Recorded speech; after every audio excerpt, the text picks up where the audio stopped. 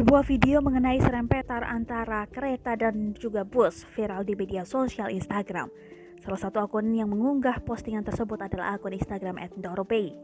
Tercium, tulis akun tersebut. Dalam video terlihat bus tidak juga menyingkir meskipun kereta terlihat telah membunyikan klakson. Hingga kini, postingan tersebut telah dilihat lebih dari 104.000 kali. Beragam komentar pun muncul terkait postingan tersebut.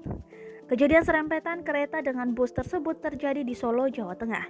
Adapun kereta tersebut merupakan rail bus Batara Kresna, sedangkan bus yang terserempet kereta tersebut adalah bus Batik Solo Trans atau BST. Terkait dengan kejadian tersebut, manajer Humas PT KAI Daob 6 Yogyakarta, Supriyanto menjelaskan kejadian serempetan antara BST dan kereta Batara Kresna tersebut terjadi pada Sabtu 8 Mei 2021 sekitar pukul 10:10 waktu Indonesia Barat. Kereta sedang dalam perjalanan dari Solo dengan tujuan akhir Wonogiri pada kejadian tersebut. Adapun lokasi kejadian di jalur rel kereta antara stasiun Purwosari dan Solo Kota pada petak jalan kilometer 5.